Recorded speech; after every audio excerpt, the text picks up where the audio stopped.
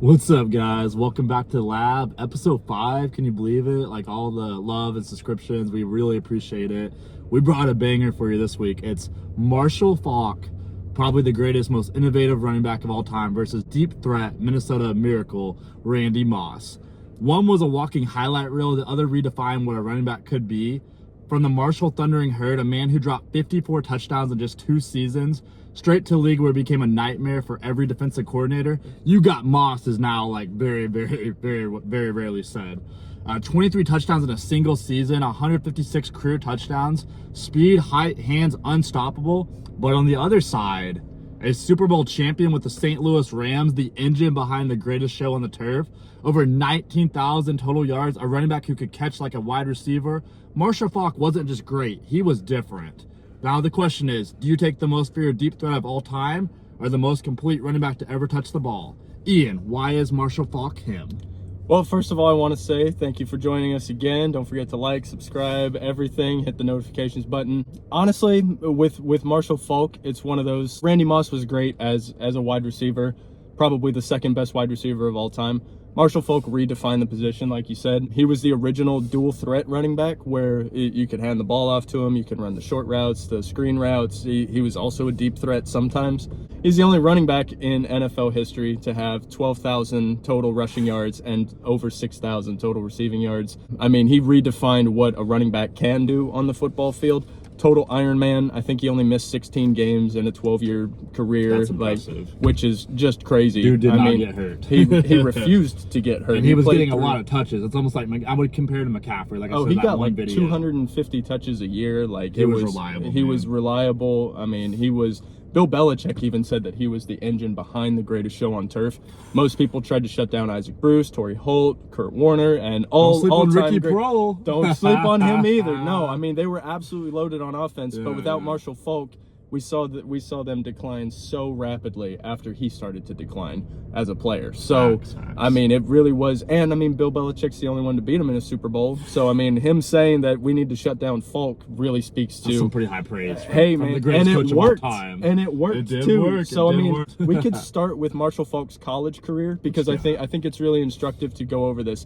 He arrived at San Diego State. It was his last college visit. He went to 5 different schools first. And then just on a whim, he went to San Diego State because the coach got in touch with him. He did go on his visit after his dad got really sick, and his dad was like, hey, you know, he let him know about the situation, and Marshall literally was like, man, I have to do this. This is my life. And I mean, tragically, his dad did pass away after his recruiting trip, but he ended up going, RIP, man. But he did end up going to San Diego State. First game, freshman year, he ends up getting the start because the previous starter did unfortunately get hurt. Okay. He had 37 carries for 386 yards and 7 touchdowns. Hold on. His first game, 387 yards. How many touchdowns? 7. Oh my, that's like an easy create a player, like rookie mode, and this is D1 football, guys. Like, yep. Wow. And San Diego State wasn't exactly playing scrubs either. I mean, they were still Division 1, so that's impressive, man. But that was touchdowns. the first I don't care time. if it's Division 3, Division 1. 7 touchdowns is impressive. Hey, and it was an NCAA record. I'm not sure if those records still stand. Okay. I would think so. 386 yards. Comment. I don't think anyone's beaten 7 in a game. No, the touchdowns definitely still stands. Okay. I'm talking about the yards though. It has been broken. Samaje Perine broke it, and then right. Melvin Gordon broke it the next week. Perine was a beast at OU. Man. He's still playing in the league, man. Hell yeah, hell yeah. In his college career, he had 766 rushes, almost 4,600 yards, 57 rushing touchdowns, 82 catches, 973 receiving yards with 5 of those touchdowns.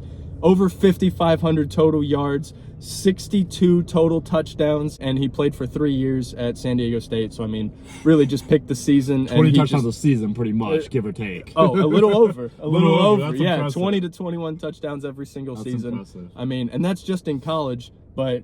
Hit me with some more Randy Moss, dude, man. So I went with some high school stats. I know it's kind of random, but in football at high school, his senior year had 1,700 receiving yards, 26 touchdowns. He also did kick returns. He played on defense. He had 2 pick sixes and 4 interceptions. Teams literally stopped kicking him the ball because he'd take it to the house on will. In basketball, he was him there too. He averaged 20 points a game, was named West Virginia Player of the Year. He was a teammate of White Chocolate, one of the coldest nicknames of all time, Mr. Jason Williams. Shout out to Jason Williams, Hooping and Hollering podcast, dude, man. He's such a likable guy. He's such a likable They dude, won man. a state title together in basketball. Yep. Track and field, he was the state champion 100 and 200 meters. He believe was it. an elite speed even before college. This is where the deep threat ability started. He was one of the best high school athletes of all time, ranked in West Virginia history. Now, I know Jason Williams won Player of the Year in football one year, and then Randy Moss won Player of the Year in basketball. I wonder if he was his quarterback. That's pretty cool. Okay, He like, was. usually point guards are 100%. also quarterbacks on the football Yes, sir. field. Okay. Yes, sir. At Marshall Thundering Herd, his college was ridiculous. In 1996, his freshman year, guys, 78 catches, 1,709 yards, and 28 touchdowns. It has to be a record all time. I don't see anyone getting 28 receiving touchdowns in one season ever. I'm sure Crabtree and people came close, but 28 is like bananas. Mike Evans probably came close. Mike too, Evans with was Johnny a beast Football. too. I think he might have had like maybe 14 or 15 his best season. Yeah. I mean, 28's unreal. No, dude. 28 is untouchable. His sophomore year, he had 96 catches for 1,820 yards and 26 touchdowns. In just 2 seasons, he had 3,529 yards, 56 receiving touchdowns. God. He was Oh my God. unstoppable. Woo! In my opinion, the most dominant short college receiver career ever, because then he went, I don't know where he was taken overall, but he played for the Vikings. His rookie year, he averaged 15.6 yards per catch, 69 catches, 17 touchdowns as a rookie. He immediately one of the most feared deep threats of all time. Oh, what you got for instantly. NFL? We can start with just the basic accomplishments. I mean, Marshall Faulk, the first year that he qualified for the Hall of Fame, he got in 2011. He's a 7-time Pro Bowler, 3-time first-team All-Pro. He won an MVP, won 3 straight Offensive Player of the Years, and the '94 Rookie of the Year. Fun fact for you, he has 767 total career catches, which is more than 19 Hall of Fame receivers in their careers. He was different. He redefined the position of running back. He has 19,000 plus total yards. Again, 12K, 6K, only player in NFL history to have those numbers. 136 total touchdowns. Exactly 100 of them are rushing. 36 receiving touchdowns. The career accomplishments speak for themselves. The NFL released a couple years back the top 100 for the NFL 100. He was 70th. So, which I think I wish I looked that up. I was gonna say like top 5, top 10. I mean, he's probably way up there. I think Marshall Faulk is one of the most undervalued players running of backs all are so time. unappreciated too. So to make the top 100 is a huge Well, to credit quote to him. Marshall Faulk, actually, I watched an interview with him, and he was talking about the running back position has been undervalued by running backs themselves. Their willingness to come out of games and their willingness to let the next guy up. Don't take any plays off kind of Yes. vibe. Okay. And Marshall Faulk was committed to, no, I get all the touches because I'm the best player in the league. I'm the bell cow. I'm the bell cow. I'm the man. And he said he's now the running back coach at Colorado. That's with, cool, with man. Deion Sanders. And also they got Warren Sappler. They're building a team out there. They got They're building a coaching a lot of staff for NFL sure. coaches out there for For sure. sure. But I mean, in his very first meeting with the Colorado Buffalo, he came out and told the room, I don't know how many of you all think that you're the best player in the room. It's like, but by the time I'm done with you, I want every single one of you to not only believe that, but I want you to believe that you're the best player on the field and in the NCAA, period. He's like, if you all don't believe that, I haven't done my job. And I think that really speaks to his commitment to being great and committing yourself to being great over and over and over again. How you do one thing is how you do everything. That's another direct quote. What a motivator, man. Oh, honestly. absolutely. I mean, hit me with what was Randy Moss's best season ever? That would be with the GOAT Tom Brady. The Yeah. 2007 season. Yep. 98 catches, 1,493 yards, and still an NFL record, 23 touchdowns. Now, unfortunately, he did get beaten by Eli Manning, who I do not feel like gets enough credit. David Tyree, Spagnolia, if you guys don't follow defensive coordinators, he was the D. I mean, all He's he with the does, Chiefs now. all he does is win. I think he's got 5 Super Bowl rings as a DC, Something like that. But yeah, he played with Brady, and he had 23 touchdowns in one season, and came so close to getting that elusive Super Bowl ring. I mean, no, that's absolutely nuts. But Ian, you know how we're talking about running backs? I Yeah. wanted to just throw in a little stat about Randy Moss. Yeah. He's got 4 total rushing touchdowns. He can Oh, do on it like all. end arounds yeah, and jet yeah, sweeps? they did some jet Yeah. sweeps. So I had to throw that in there. I thought that was pretty cool. And he also got an interception with the Patriots in the 2009 season. I forgot about that. I had to just share all that. I thought that was just too cool, man. Hey, man, Julian Edelman almost had one too. Not in that season, obviously. His worst year, bro, was with the Oakland Raiders in 2005. Now that I believe. He had 60 catches, 1,000 yards, which is still insane for his worst year, and 13 touchdowns, which would be some people's career year was his worst year. 1,000 yards. For context, he had clashes with the quarterback and coaching staff. You know, the Raiders offense was a mess. He wasn't being fed properly. He still averaged 17 yards per catch. On his worst season, he was still the best deep threat in the league. Oh, easily. I mean, you still have the term getting mossed. I mean, it's because of him, man. I mean, the guy was just an absolute animal. I will say, though, as far as best seasons ever, I think Marshall Faulk actually has an argument for the greatest season in NFL history. So, in the 2000 season, he won Offensive Player of the Year. He won NFL MVP. He had 1,359 rushing yards with 18 touchdowns. That averages out to about 5.5 yards. It's 5.4 yards per carry. He had 830 receiving yards with an additional 8 touchdowns. Set the NFL record at the time for 26 total touchdowns in a season for non-quarterbacks, of course. All-purpose machine. 12 yards per catch. Oh, every my God. time it was a first down. It was a instant first down. I'm going to give you some credit on that. Randy Moss on his career averaged 15 yards a catch. So when you're averaging three, I got to give him some credit. When you're averaging 3 less yards by the second best receiver of all time, please comment if you disagree. But I got Jerry Rice 1 and then Randy Moss 2. I don't know who 3 is. That's a hard one. I would definitely agree with that. But when you're a running back and you're getting 3 yards less than the second best receiver of all time, that's impressive. Well, I mean, and the 767 total catches, which is more than 19 Hall of Fame receivers. Not just receivers, Hall of Fame. Hall of Fame receivers. All they did was catch the football, and he has more career receptions than 19 of them, which is absolutely diabolical. Like I said, he led the league in total touchdowns. He also led the league in first downs that season. He had something like 78 first downs or something. Man, I wish I wrote that down. Comment, let me know, because he led the league in first downs that season as well. What's crazy, though, is his 1999 season, the year that the Greatest Show on Turf won their Super Bowl. I think he actually had a better season that year.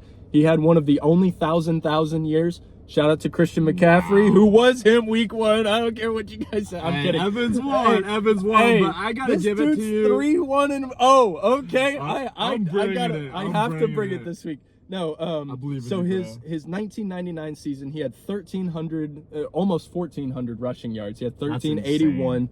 The touchdowns is I think why he didn't win MVP that season as well. He had 7 rushing touchdowns, 5 receiving touchdowns, but he went for 1,050 or 1,048 receiving yards. 12 yards a catch, 5.5 yards per carry. Led the league in scrimmage yards that year. He had like 2,400 and change. He was basically Eric Dickerson. Remember how good Eric Dickerson was? Oh man, I remember like the first time I ever heard of Eric Dickerson, and man, on the off chance you see this, bro, you were nuts. A legend. You were such a treat to watch. I've only ever seen the highlight tapes and stuff, but man, Eric Dickerson, Walter Payton, Marshall Faulk, Barry Sanders, Emmitt Smith. Adrian Peterson's got to be up there too. Adrian Peterson's top 10. Yeah. He's top I'm just saying 10. he would have broke the record. Yes. If Sean Payton would have let him run the freaking ball. Oh man. I know it was the Vikings. I can't remember who the Vikings head coach was. I think it was I can't remember. Man, I know he dragged Christian Ponder to the playoffs. Florida State. Hey man, no disrespect to Christian Ponder, of course, but you know, didn't have a great career. You're not Tom Brady, my man. you're not Tom Brady, my man. Tom Brady. There's only one Tom Brady. But Ian, can I tell you something crazy about Randy Moss? Yes, he threw for 2 touchdowns in his Hall of Fame career. One in 1999 and 2002. They were just running gadget plays for the guy. They were trying to get him all over the field. They should have signed him as kicker, man. I was like, you guys ever watch Friday Night Lights? He was Boobie Miles. Remember Boobie Miles? I thought that was the best comparison for him. I mean, Boobie Miles would have been, I think, one of the most all-time greatest NFL college players of all time if he hadn't had that traumatic injury. 100%. Which, if you want to watch an incredible movie, watch Friday Night Lights. I'm sure you've all seen it. Such a good one. But if you haven't, I highly one. encourage you to check it out. Based on a true story. Shoot, for real. And my dad is also from Texas, where that high school is. I believe it's either Permian or Odessa. I always get mixed up which one it is. Okay. I never remember. I got to tell you some of his all-time stats, though, because it is just insane. that you told me that he has 19,000 career yards. So Randy Moss has, for his career, 982 receptions, 15,292 receiving yards. He's top 5 all time. He has 156 touchdowns. Which He's is second all time. Crazy. And he averages... That's 20 more than Faulk total. How many years did Randy Moss from play? 98 to 2012. Oh, okay, pretty 14. good run. 14 yeah, years. yeah. And he averaged 15 yards per catch, so every catch was a first down. Like I said, he was automatic. Now, here's what I got with him. I went to the playoffs because it was just so impressive, you know, watching his playoff appearances. In the playoffs, he went 10-6. He played 16 games total. All right. He had 54 catches for 977 receiving yards and 10 touchdowns. He got better in the playoffs. He averaged 18 yards Which of is crazy reception. because he was already, I mean, obviously he's great. The players that elevate themselves in the biggest moments in the playoffs and consistently show up, man, hats off to y'all. Hats off to every single one of you. Now, here's what's crazy, Ian. He didn't get that elusive Super Bowl ring. He played for 2 of them. He played with, you know, Tom Brady and then Eli Manning and David Tyree Catch. God bless Eli Manning. Oh, man. If you're not a Patriots fan, we all love the Giants, right? In that game. Sorry, guys. You okay. got 6 rings. We're honest. We respect man, you guys, but we're not Patriots fans in this chat. If it wasn't for Eli Manning and Nick Foles, Tom Brady would have 10 Super Bowl rings and a perfect season. And he lost with the Niners in a Super Bowl, man. Forgot about he had 2 that. shots. Oh, dang. And just couldn't quite get that ring. But his stats are pretty impressive. He was a 6-time Pro Bowler, 4-time first-team All-Pro, and he was inducted into the Hall of Fame in 2018. Mm-hmm. He had 5 seasons with 15-plus touchdowns. Which is just... He led the NFL in touchdowns 5 times. Mm-hmm. He could score from anywhere. He didn't need volume, just one play. Defenses literally changed their coverage because of him. And I don't blame him. So here's my push on Ian, okay? What's up? He's talking consistency. I'm talking impact. Randy Moss averaged over 18 yards a catch in the playoffs. That means every time he touched the ball, it was basically a first down or a touchdown waiting to happen.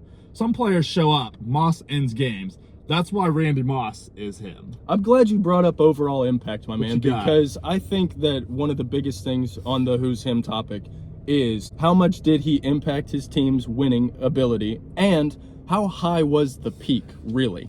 I think Marshall Faulk has the greatest peak of any running back and arguably any football player of all time. Let me break this down for you. From 1999 to 2001, he won 1 Super Bowl, he won 1 regular season MVP, won Offensive Player of the Year all 3 seasons. He had 3 different Pro Bowls, 3 different first-team All-Pros. In total, for that 3-year peak, 4,100 rushing yards, 37 rushing touchdowns, still 5.5 yards per carry, 2,650 receiving yards, 2,643, with 22 receiving touchdowns, over 10.5 yards per catch. In total, almost 6,800 total yards with 59 total touchdowns. So the following stats are his average year in that time frame. We're talking 1,374 rushing yards, 12 rushing touchdowns, 881 receiving yards, 7 receiving touchdowns, 2,255 total yards with roughly 20 touchdowns as an Offensive Player of the Year with a top 2 MVP finish, a first-team All-Pro, a Pro Bowler, and averaged 2 playoff wins per season. His peak was unbelievable. And on his playoff stats, he had 12 playoff games, 165 carries with 52 catches, 1,100 total yards, 602 with 519 receiving, 8 total touchdowns. He also raised the bar every time he was in a playoff game. But his peak, he's the only player in NFL history to have 2,000 scrimmage yards in 4 consecutive seasons from 1998 to 2001. Every single season, 2,000 plus scrimmage yards. His peak is undeniably one of the all-time greatest, if not the all-time highest peak of any player. Because in 1998, he played with Peyton Manning as a rookie. Wow, and sheriff. He wasn't the sheriff yet. He was. I think he had a bad year, didn't he? His rookie year. Well, his rookie season, he was not the sheriff, man. He was writing parking tickets. He was not a sheriff yet. He hadn't been anointed that title. No. He had to earn it. It was Peyton's rookie season, and as we all know, he wasn't very good as a rookie. But Peyton Manning said, and check this out. Marshall Faulk had a documentary, A Football Life. Check out A Football Life. Football Lives are incredible. They've got so good. all the all-time great players. Check out Marshall Faulk's. Peyton Manning said in that documentary that Marshall Faulk gave him peace, and he was like the only player on the team that gave that to him, because Marshall Faulk was standing behind him in the backfield and would say, this guy's the mic, this guy's blitzing, this guy's dropping into coverage. He was watching the game like he was a quarterback, basically the just to help Peyton Manning as a rookie. That's impressive, so man. He brought pen, paper to every single meeting. He sat at the front of every single film study. He was an otherworldly, cerebral player. It wasn't just, give me the rock and watch me cook. It was very much like, no, let me help you cook so we can all cook together. He was very much team first. He walked out of interviews whenever people tried to get him to diss the offensive line whenever they were hurt and stuff like that. Shout out to Bob Costas for that interview. Yeah. But no, he exudes the confidence of like, I know what I'm doing, but I need everybody else team to do first, that. not like a Team me first. mentality. Okay. Yes. And he wasn't, I'm not trying to dish him, but he wasn't a Tyreek Hill that's all about money and ego, because we got guys, opposite. there's so many divas in the league now. The exact they're opposite. so talented, but they're all about themselves. That's not going to get you a championship or get you the respect of your teammates. And it's especially not going to get you the respect of the all-time greats the way that Marshall Faulk does. Bill Belichick, Tom Brady, Peyton Manning. I mean, the list of people who exalt Marshall Faulk as a football mind. When you're that great of a player, and you're the way that you think about the game and approach the game is what people talk about first, I think that speaks to him. Marshall Faulk this week and I disagree. him. And one more pushback, and then we'll get to our next segment. When you have Isaac Bruce, Torrey Holt, Kurt Warner, Ricky Pro, they even had a pretty reliable tight end. I wish I knew his name. You can make an argument a lot of run backs would thrive that system. I'm not saying they will put up the numbers that Faulk did. Yeah. But can you imagine Randy Moss with Dick Vermel and the Rams? That's why the St. Louis Rams didn't have a winning season until Marshall Faulk got there, right? Fair. That's they fair. already had all of those players. I got to stick with my guns. Of course, I'm rocking my boy 100%. But I 100% think but Marshall Faulk's a top 10, top 11, maybe if we're being a little extreme, top 15 running back of all time. He's got to be top 5. Top 5? He's got to be top 5. I would say top 10, okay? If he's not in the top 10, you really need to go watch some of his stuff. I need to watch more of his highlights. My pushback on the great teammates of it all is that Bill Belichick, before the Super Bowl, identified Marshall Faulk as the engine behind the greatest show on turf. Mad respect. He wasn't talking about Kurt Warner. He wasn't talking about Torrey Holt. He did not worry about them. He shut down Marshall Faulk. And for the record, the Patriots won that Super Bowl. So for proof of concept, he was right. He knew what he was doing. He was right. Marshall Faulk was the engine behind that team. He was. Whether you like him or not, he was a great defensive mind. One final point on Marshall Faulk. He is in a 4-way tie in NFL history for the most 2-point conversions converted. That's pretty wild. He has was 7. Reliable. 7. Saquon Barkley, Alvin Kamara, and Zach Ertz are all tied with Marshall Faulk. Well, guys, we can't decide. I still think I'm going to win this week. I mean, Randy Moss is the second best receiver of all time, but I have nothing but mad respect for the engine behind the greatest show on turf. St. Louis was an absolute pleasure to watch. No, the greatest show on turf was a total pleasure. Like we talked about in our previous video, that was my first favorite team. I mean, I really admired the way that Marshall Faulk approached every single play as the most important play of his career. He took no downs off. He took no plays off. He took no practices off. He took no film studies off. The man showed up every single day to work and improve on his craft, improve his teammates, no the coaching excuses, staff. I'm tired, I can't didn't make excuses, didn't come out of the game. I mean, he had to have like grade 3 sprained ankle just to like not play. And even then the coaches basically had to beg him. Mad respect for the St. Louis Rams. All right, my man. Moving on, I do have our first official installment of a game that I did see on a couple other podcasts, so we're going to try it out this week.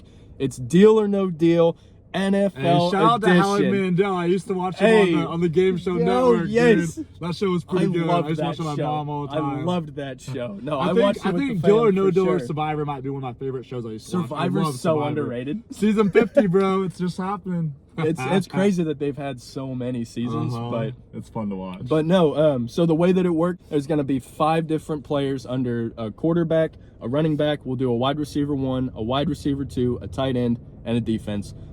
I'm going to give Clint here 5 different cases. He's going to pick one, and then either he keeps his first pick or he swaps it out for a second one.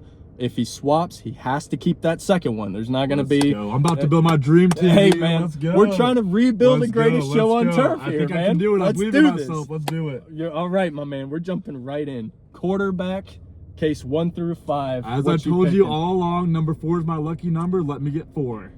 Nailed it. Patrick Mahomes. Oh, dude, Texas Tech. Yes, I mean, sir. 3-time Super Bowl Yes, champion. sir. Been to 5.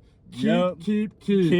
Hey, man, nailed it. We Dude, had case how cool 1, is Lamar that? Jackson, then Kenny Pickett. Jackson's Case- nice. He just can't win the playoffs. So I'm kind of happy I got Mahomes. I'm really hoping he does it this year. I I'm hope really so, high on too. Jesse Minter, for the record. I mean, he was. Hendrickson was an underrated signing too. Yes, It really was. Yes. I mean, he's Max Crosby light. I mean, I do not agree with what the Ravens did on the Max Crosby trade. I feel like that was in bad faith, but Like I told you, Henderson came out of Florida Atlantic. How cool is that to be one of the highest paid defensive linemen to come out of? I think they're called It's about time he the got Owls, paid. Florida Atlantic Owls. They It's are. another- They There's are. so many FAU. underrated colleges out there. all right. Running backs, cases 1 through 5. Who you Man, picking? so 4 was good to me. Let's go with number 1. Number 1 is Omarion Hampton. Okay, he's a rookie. I think he played last year for the Chargers. He came out of North Carolina, very high pick. I like him. I like that he can catch the ball in the backfield. He's physical. He got hurt a little bit, which scares me, but I'm gonna keep him. Keeping him. All keep, right. keep him on a young rookie deal. Hey, man. Honestly. I'm thinking like a GM. This is fun. So case 2 was Derrick Henry, case 3 was King CMC, Henry. case 4 was Travis Etienne, and case 5 was Kenneth Gainwell. I'm pretty happy with that. Other man. than I'm pretty happy CMC, with no that. disrespect to King Henry, but I mean, you're 31 years old, my Hey, man. longevity. I don't know if you. you know this, guys. He spends $1 million on his body every year, so he's gonna believe play it. until he retires. I okay? believe it. I just want Could to see be him the get that ring LeBron of so running bad. backs. I want to see him get that ring so bad. Oh, me too. All right. I'm happy with that, dude. All right. I'm happy Wide with that. receiver 1. Who you got? Case 1 through 5. I'm gonna go with number 3, bro. Number 3 is AJ Brown. I gotta think of it as like a mindset of him as a player and not like all of his like off the field stuff. But I'm gonna just roll the dice and swap him out. I'm not Okay. a huge Brown guy. I feel like he's more about himself than the team. And I did love watching my Ole Miss. Him and DK Metcalf were on the same team. That How was cool is a that? crazy duo. I'm gonna switch him out for case 4. Case For number 4. 4 is Tet McMillan from the Give Carolina. me him, Yeah. rookie deal. He's a beast, dude. 1,000 yards as a rookie. I had him in fantasy this year. He's like 6'5". He's like you don't ever he's want a to you don't ever want to behemoth. say he's Evans because it's too early in his career, but Yeah. he has all the potential. Let me keep him. Hey, man, I totally agree. So case number 1 was CeeDee Lamb. Case number 2 was Jackson Smith and Jigba. Love my boy. Case Lamb. number 5 was Roma Dunze. So honestly, as far as like you said on the rookie deal, you really got a steal on this one, my Got man. a running back and a receiver on a rookie deal. Yes, paying sir. Big minimum. All right, wide receiver 2s. Case 1 through 5. Who you got? Number 2, man. Let's go with number 1. Number 1 is Tank Dell. Dude, okay. the Houston Yeah, Texans. well, he's actually played college at Houston too. Is that wild? That is wild. I didn't know that. Injuries scare me a little bit. He's got all the talent in the world. He's over with Nico Collins over in Houston. Nico Collins is a beast. I'm gonna get a little risky with it. I'm gonna swap it. I think he's a solid receiver, but he's not elite and he's not. Injuries scare me. That's fair. That's fair. I'm gonna go with case 3, please. Case number 3 is Jordan Addison. Oh, keep. Keep. Biletnikoff winner, went to USC. You team up with Justin Jefferson, now Kyler Murray. Yes, TJ sir. Hawkinson in Minnesota. I'm excited for his Give season me him. this He's year. a deep threat, bro. I think him and Jet are going to have career seasons I this will year. take Addison all day. Hey, man. All right, tight ends, case 1 through 5. Who you got? Oh man, I want McBride so bad. Give me number 4. 4's been good to me. Number 4 is Mark Andrews. Mandrews, man, out of OU. He Yes, was a sir. physical matchup nightmare. I think with likely getting his shot in New York, I think Andrews could have a big year. I really do. I'm going to keep him. He's a physical blocker. He's a very underrated receiver. I mean, he could be a solid 50 catches a season, 600, 700 yards. Not elite, but very consistent, which is all you need, a security blanket. He could be another Kelsey, per se. Oh, man. No, him and Lamar are really going to – I think that they're really going to mesh again this year. Me The too. last couple years, they've seemed to like not be on the same page. I don't don't know what all that's rid of about, Likely, but you know. I mean, I love Likely. I think he didn't I'm get a fair so shot. glad that he's finally getting his shot. I really am. Yeah, like me to be too. a tight end 1, not having to split with anybody. Like And to go no. back to his old coach, how cool is that? Yep. Oh, I mean, and the fact that John Harbaugh brought him in shows. I think that the offensive coordinator, who's Greg Roman, I think that he really liked Mark Giants are a Andrews. sleeper this year, man. Jackson Dart, They're my pick to Scatterboom, come out Neighbors. of the NFC East. I think they're going worst to first. I'm a this huge year. Dallas fan, but I think our biggest competition this year is the Giants. I Oh, really yeah. do. I think the Eagles are going to kind of Falling plummet. apart. And the Commanders are interesting too. They just haven't really made any big offseason moves. They're paying Deebo Samuel a lot of money. And they're still paying who's the linebacker that they signed? But Bobby Wagner. Yes. Yeah, thank and you. he's a stud. Yes. He won a Super Bowl with the Legion of Boom in Seattle. You know, Dan Yep. Quinn, but he's getting older. He's still very talented, but Yeah. he had a lot of money. See, I have Dan Quinn hater syndrome because of the I get 28-3 it. debacle, I but get you know it. that's just a Falcons fan speaking. I'm just a humble ATL fan. All right, so case number 1 was Isaiah Likely. Case number 2 was Hunter Henry. Case number 3 was Brock Bowers. Case number 5 was Evan Ingram. It's a solid team, and I feel like I could definitely win some games to get in the playoffs and have a So shot. last set for defenses. Oh, boy, okay. Case 1 through 5. What you picking? Oh man, let's go with number 2. I haven't picked 2 yet. Number 2 is the Detroit Lions. Oh, gritty, Dan Campbell, go Aiden for it on 4th Hutchinson. down, Hutchinson.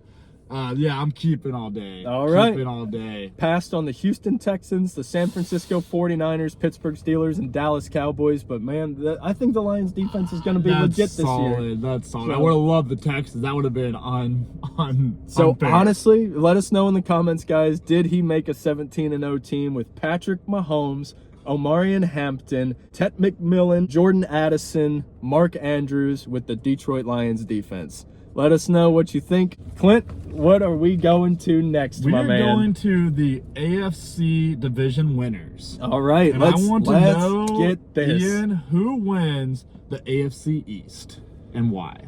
Oh, the Buffalo Bills. Okay, All day. we're on the same page. Yeah. Why? Well, I mean, I know DJ Moore isn't like the most popular wide receiver in the league. I think he's a legit number 1 option at the wide receiver. And for the love of God, Josh Allen just hasn't had one of those. Him and Stephon Diggs just could not make it work The for whatever Coleman reason. thing hasn't worked out, unfortunately. I They're don't not know. giving up I don't know on him, what but happened with Keon Coleman, man. I had him on fantasy. I let was me a down a big lot. believer, and man, I had to get rid of him. So I don't. I watched him in college, and he was a lead at Florida State. Like, he would be like 1,000 yards, 10 touchdowns, like very, very See, solid. we all had really high expectations, and he And he's carries also himself 6'4". He's that a way. big Yes. target for Allen. He should be a red zone threat, and man, 100%. it just hasn't panned out yet. So at this point, I will say though, if Josh Allen can't make it work with DJ Moore, it might be a Josh Allen problem. No, that's a fair point. I mean, he's Because running into Mahomes a Stephon lot. Diggs, we know.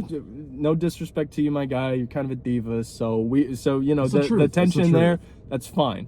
He hasn't really had an option since Stephon Diggs as a true number 1 receiver. He keeps having to go full Superman mode.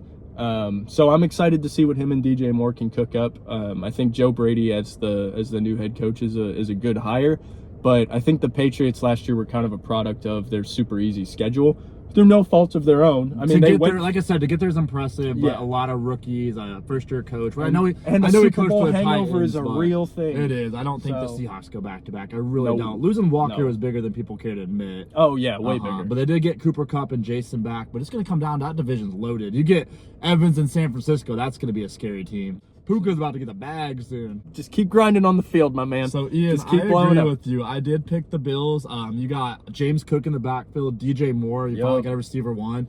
Dawson Knox is a super underrated tight end.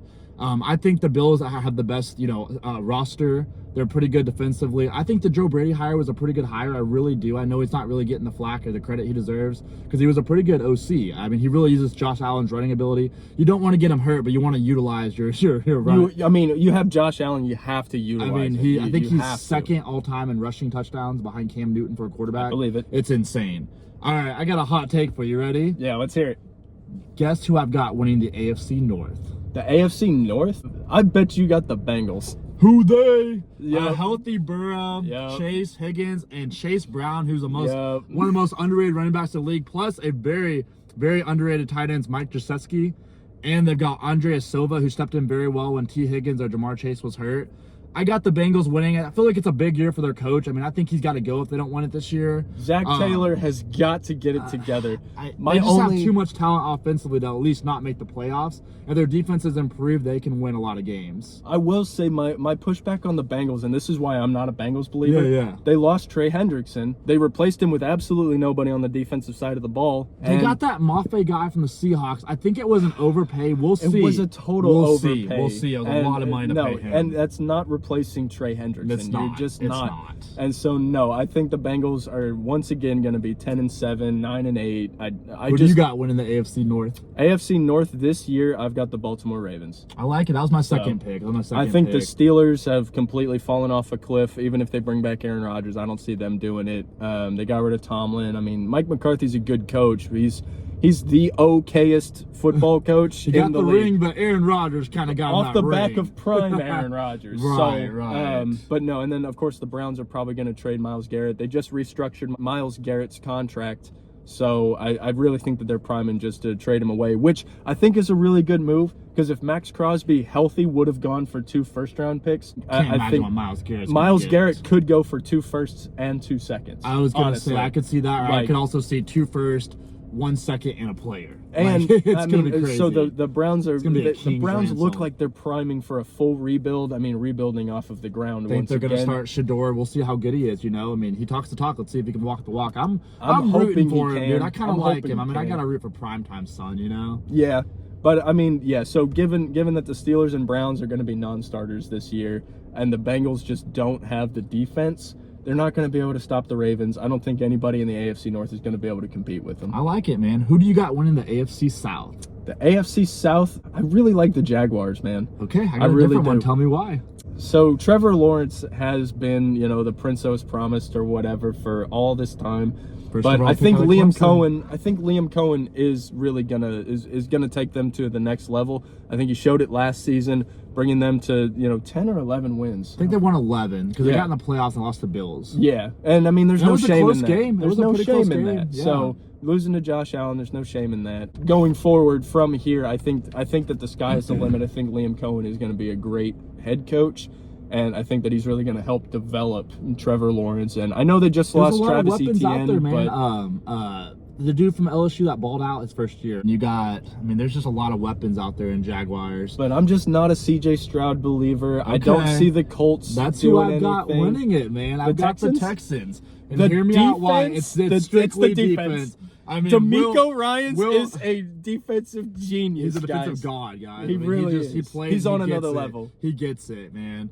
Will Anderson, Danielle Hunter, Karami Lassiter, however you say his name, he's out of Georgia. Derek Stingley. I mean, they can lock you Stingley up is defensively. nice. They can sack Stingley you. is nice. I mean, he's there top was one 3 game, corner in guys, the league. where they had 8 sacks in one game. Like, there's been multiple games where they've had 4 sacks. Offense is not great. CJ Stroud needs to improve, but you got Nico Collins, you got Dalton Schultz who came out of Dallas. There's weapons in Houston. We'll see what Mixon's gonna do. I mean, I know they just got Montgomery, which was a silent, really good pickup David Montgomery with Joe out Mixon. of I Iowa think- State. But I got the Texans. All right. Hey, man, I respect that defense is otherworldly. They're just on a whole other planet. Ian, this is the hardest one for me, dude. Do you want to know who I've got winning the AFC West? I do. I do not want to care to venture take a a guess. guess? No, I do no, not want to alright. venture a guess. No worries. No. I've got the Chiefs, dude. They're. I mean, Let me tell you yes. why. Let me tell you why. Kenneth Walker. KC is back. A healthy Walker. Mahomes after Fields holds it down for a little while with Reed's play calling. Plus Ben-Ami back as an OC. He's a great OC. He is. Kenny Walker in the backfield is going to get touches. Just a straight handoff, a pitch, or a screen play. They love to run screens. They've got a really good line. I mean, Creed Humphrey out there. If Rashee Rice can stay out of trouble, he's so talented. Xavier Worthy needs a big year. I've drafted him this year in fantasy and was extremely disappointed because he's just I such... think he is going to He's have such a career burner, year this dude. year. I think they're going to draft offensive linemen this year. You got Spags with the new defense, but if anyone can do it, it's Spags. The playoff experience is going to be huge when they get into close games. I mean, I got the Chiefs, but just a hot take, a very, very close second team is the Broncos. That Jalen Waddle pickup was huge. Who you got? I got the Chargers. Okay, tell me why. Tell me why. I think that adding Mike McDaniel as the offensive coordinator is the single biggest move of the offseason. The more that I look at the offense, Justin Herbert should be the most talented game manager in NFL history because he has the big arm, he has the ability, but he just can't seem to carry the team by himself. And I think Mike McDaniel is a master at the run game. I think Omarion Hampton is going to have a massive year this year. I think he'll be a very high pick in fantasy. And I really do. Bold take. Who's their other running back? They still have Najee Harris back there. Oh yeah, he'll be coming back. He had He'll a be pretty coming gnarly back. injury. But no, I think Omarion Hampton's going to have the year of a lifetime. I think Lad McConkey is underrated. He's out of Georgia, you know that? All he did was win amazing. national titles at Georgia. They had that beat down against TCU. Yeah. They got Lad McConkey. I think Keenan Allen's come back on a 1-year prove-it deal. They got a 3-headed monster at receiver for the Chargers, and McDaniel is a much better play caller than a head coach. He did pretty well with the Dolphins. I think he got to playoffs 2 years in a row. Now, I will say the other reason is the head coach, Jim Harbaugh. Shout out Michigan Wolverine for life. We love you, Harbaugh. We love you, my man. He does win. But no, I think that he's one of the best like underdog kind of coaches, where he takes a team or a franchise that's really good and elevates them up to an otherworldly level. The McDaniel was a huge hire at OC. No, that was the biggest coordinator hire for sure. Because Harbaugh can focus on defense and he can focus on offense. It's like a win-win for both of them. Oh, 100%. But I think Jim Harbaugh has already identified the talent of Justin Herbert. Hands down. But I think he also identified no, we really need a run game. You know where Herbert came out of, dude? Oregon. Yeah, dude. Yeah. They said that his hands were too small. That's how they like his draft analysis. I think he's doing pretty well. Said the same thing about Jared Goff. I think Tom Brady was too slow. I'll tell you who's not a good analyst. Mel Kiper is. I gotta roast him. He's had some horrible takes throughout the years. I like Mad Mel Kiper. You know I'm right. The guy that looks like Mel Kiper but isn't. I love Mad Mel Kiper. I've just seen some pretty shout bad out to the Pat McAfee show, man. Y'all found a gem with Mad Mel. All right, y'all found a gem with him. Ian, I got the biggest take of the year, man. Yeah, what's up? Here's my Super Bowl prediction. Oh, here we go. Andy Reid is going for his sixth appearance against the LA Rams and Sean McVay, 2 offensive gurus. Oh man, I don't know who wins that game. I haven't thought of it that far yet, but I think it's the Rams and the Chiefs for the Super Bowl. What do you got? I got Chargers, Rams. I see we both had the Rams. I was like, they went heavy on defense. Plus you got Stafford out there. I want to give a shout out to Stafford. My buddy Justin pointed this out. Did you know Stafford is 4th all time in fourth quarter winning drives? That sounds right. He's got 39. He's another. He's got 39, and Tom Brady has 46. Yeah. So if he can break it this season, he'll have the most fourth quarter wins of all time. Isn't that insane? I just had to give a shout out, and thank you, Justin, for sharing that with me. Shout out to you, Justin. That was just too cool, man. Heck yeah, great stat. Super Bowl champion too. Stafford got the ring, but yeah. I think he could go back to back. But it's hard to bet against the Chiefs. It really is. I just don't see the Chiefs being able to rebuild the defense on the fly like that. I think they're gonna be hyper competitive. I think that they're going to be back in it, and I would say that they would make the AFC Championship.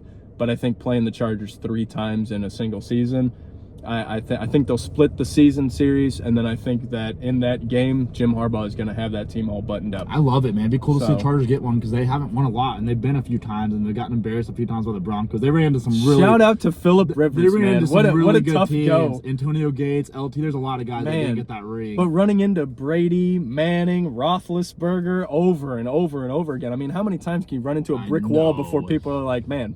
Poor guy. Just not my time. Phillip Rivers, man, you were an all-time great. I mean, and then he came back and played for the Colts this year. And it honestly balled out at like 60 years old or whatever he is. Like, dude. He is status and he's still balling. I got to give another shout out, dude. Have you heard of Eric Stryker?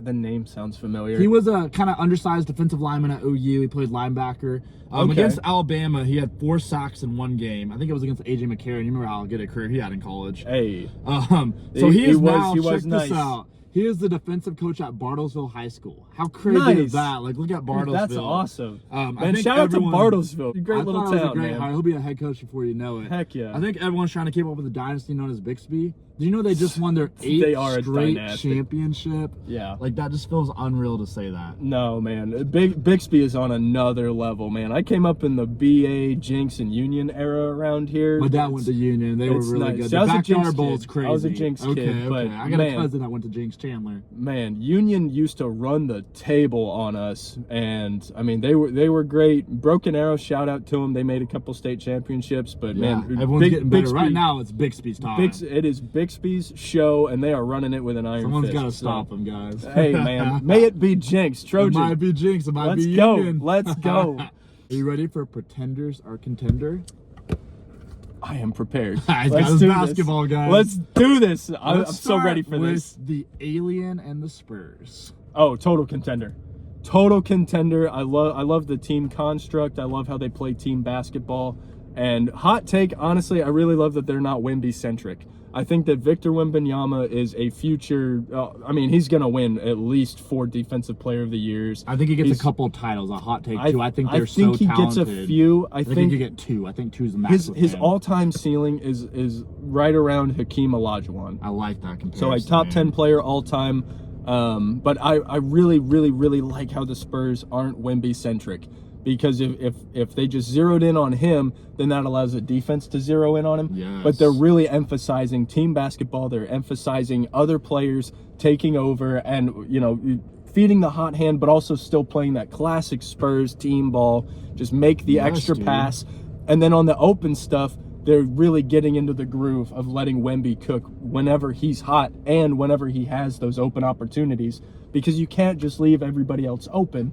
And on the defensive side, he's already the best defensive player in the league. I don't think it's particularly close. Guys. I mean, that's unreal to say. I don't think it's particularly and close. And listen to this. His have you heard his averages this season? I mean, I'm roughly familiar with him. He's averaging 19 points, 14 rebounds, and 5 blocks a game. 5 blocks. Like, it's just insane. Is crazy. But no, I think the Spurs are definitely, them and the Lakers are going to be the 2 biggest potential rivals and potential downfalls of the Oklahoma City Thunder. But Thunder for life, we're going back to back, guys. I think we got a strong shot. We have to play the games. We have to make everybody else feel important. I wanted to comment on the Spurs with your thing. I agree with you. Devin Vassell is a great 3-point shooter. Phenomenal. Stephen Castle is pretty talented. Yeah. Luke Cornett's one of very underrated bench players. Comes in and just gets rebounds and gives he his has team the extra most playoff possessions. experience There on you the go. Spurs. That's huge when you get in the playoffs. I think the Spurs are 100% a contender, and they're our toughest shot to go back-to-back. But I still think we can beat them in a 7-game series, just strictly because of experience. We've already been there. Yep. What do you think about the Bucks? Oh, the Bucks they'll be lucky to make the play-in. Yeah, that's kind of how I feel. I just wanted to ask you. I didn't know if they got on a hot streak. I mean, I love Giannis. Trade Giannis. He needs to Milwaukee. go, guys. The Greek Freak's already got you a ring. Give him someone. Stop torturing the guy. Yeah, just let him go. You guys. Let him go. Let him come to Don't OKC. send him to we'll Houston. give him some draft picks. All right, who you got next? Man, I got the Miami Heat, and then Bam off that 83-point game. Nope. No, not even close. Again, they're 10th in the East right now. They'll be lucky. I know they could slip in the play-in. I know they just beat the Celtics. I know they just beat a big win. Man, no, they're not. They're not making any noise. Next. I got one more for you, dude. Yeah. The Los Angeles Lakers. Contender. Tell me why. Contender. It's because LeBron James finally accepted the third-person role. He is playing the style of basketball of like how Chris Bosh played with the big three in Miami. Dwayne Wade and LeBron. Where there's two guys. Don't sleep on Mike Miller, dude. Mike Miller was amazing. Him and Udonis Haslem. Shout out to the OGs podcast. I love you guys. UD, you are one of the funniest humans I've ever seen in my life. That you're watching UD, you're one of the most humble champions in the in accountability NBA history, too. UD to just be a bench player. He kind of reminds me of a Carlson type. Yeah, he knew his role and he did it well. Oh yeah, and he was one of the few like NBA vets once we got into like the one and done era, once we got into the every roster slot counts, so to speak. Yeah. He really helped with the Miami Heat culture, keeping the young guys in check. I think that he's a big reason that Bam became the player that he is, because that was his vet. I think that the Los Angeles Lakers with Luka, obviously. Luka really should be in more MVP conversations. Yeah, I think he gets a lot of hate right now. And I mean, and people have Wemby ahead of him too. And I just think that Luka's leading the league right now in scoring. He's number one. SGA's points number 2. a game or he something. dropped 60 in one game, man. But no one talks about it because that 83 by Bam happened. So it's the second most this season. But I'm like, when you score 60, you're in a league of your own. But with Austin Reeves as the second option, he came out of OU, dude. AR-15. AR-15. What a cool name, right? It really is. But yeah, Luka, Austin Reeves, I think that they're an excellent 1-2 punch. And I think that all they really had to do was just take that step back, because now he's got the energy to play on both sides of the ball. He can dive for loose balls. He has the extra oomph to really push them into a Western Conference Finals situation. I think that they're a real contender. a couple balls bounce a certain way, go their way, you know, I think that they're primed for an actual finals push this year. I love it. I will 100%. And shout out to JJ Redick, man. Shoot. Heck of a coach. And DeAndre Ayton, He came out of Duke, dude. He was like, you remember Christian Laettner, Grayson Allen. There's some billions in Duke history. JJ Redick might be the best of all time. He broke so many people's heart with his 3-point shooting and his free throws and just his clutch ability. Heck yes. It was fun to watch, man. No, shout out to you. Old Man in the Three was one of my favorite podcasts for a while, man. JJ Redick. Yes. We watch a lot of sports podcasts, guys. All right, Ian, we're about to leave the lab, but I got to give a very special shout out today. Let's hear it. I got to give a shout out to my grandma Joyce. She's just one of the most inspirational women in my life. She's so selfless, so caring, so kind, like would give the shirt off her back to a stranger, would stop. I remember one time we'd stop at McDonald's and she'd buy just a homeless person food. I spent many summers there with her. It's just an absolute honor to know her and be her grandson. There was one year me and her went to all of my cousin's basketball games, and just the laughs and the memories, I will cherish that for the rest of my life. So shout out to my grandma. Heck yes, man. I want to take this opportunity to give a shout out to every sports podcast that inspired me. There's All the Smoke with Matt Barnes, Steven Jackson. I love that one. New Heights, like you said, with the Kelsey brothers. Low-key, Annie Agar, you do a great one with Offensive Line. Benchwarmer Brand, I love all your shorts and stuff. Mega Casuals, also great shorts. Hoopin' and Hollerin', the OGs. I mean, there's so many to list off. I just, man, I really love and appreciate the dedication to the craft. I get a lot of inspiration from watching all you guys, you know, especially with, you know, the ex-athletes and stuff. It's really cool to see their perspective. And I think it's really great that the athletes are actually getting a voice in today's day and age. Shout out to you guys. Shout out to all the sports podcasts out there. There's a bunch of you, and man, just keep doing what y'all are doing. We are going to leave the lab. Don't forget to like, subscribe, hit the notifications button, everything. Peace.